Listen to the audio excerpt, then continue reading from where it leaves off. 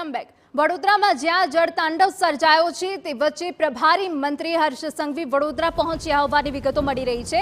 Command and control room ખાતે મહત્વની બેઠક મળી રહી છે। પૂરના પાણી ઓસર્યા બાદની સ્થિતિની સમીક્ષા કરવામાં આવી રહી છે। 48 કલાકમાં વડોદરાને સ્વચ્છ કરવાનું લક્ષ્ય છે। સ્થાનિકો કોર્પોરેટરને વિસ્તાર પ્રમાણે જવાબદારી અપાશે। તેને લઈને સતત બીજા દિવસે મંત્રીઓ વડોદરા શહેરમાં પહોંચ્યા છે।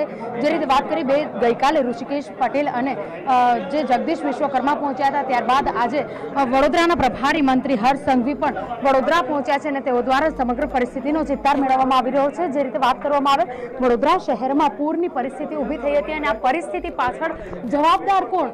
મીટિંગો કરી રહ્યા છે, ચર્ચાઓ કરી રહ્યા છે, પરંતુ વડોદરાની જે સિચ્યુએશન થઈ, વડોદરાની જે પરિસ્થિતિ ઊભી થઈ, તેના પાછળ જવાબદાર કોણ છે તે સમગ્ર બાબતને લઈને જો યોગ્ય અને સાચી માહિતી આપવામાં આવશે તો કદાચ વડોદરાને આગામી વરસાદમાં આ પ્રકારની પરિસ્થિતિનો સામનો નહીં કરવો પડે। કેમેરાપર્સન રોહિત ગોયલ સાથે અંજલિ ઓઝા, TV9 વડોદરા। તો કમાન્ડ એન્ડ કંટ્રોલ ખાતે અધિકારીઓ સાથે આ મહત્વપૂર્ણ બેઠક છે।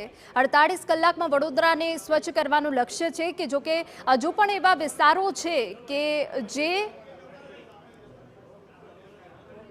પાણી ભરાયેલા છે। સુરત અને અમદાવાદના સફાઈ કર્મચારીઓને વડોદરા મોકલવામાં આવશે। ત્યારે આપને જણાવી દઈએ દ્રશ્યો કે જે સમીક્ષા બેઠક કરવામાં આવી રહી છે, તમામ અધિકારીઓને અને કોર્પોરેટરને વિસ્તાર મુજબ જવાબદારી સોંપવામાં આવશે। વડોદરામાં જે જળતાંડવ સર્જાયો છે અને તે બાદ રાત્રે વડોદરામાં જ રોકાશે હર્ષ સંઘવી, તેવી વિગતો પણ મળી રહી છે।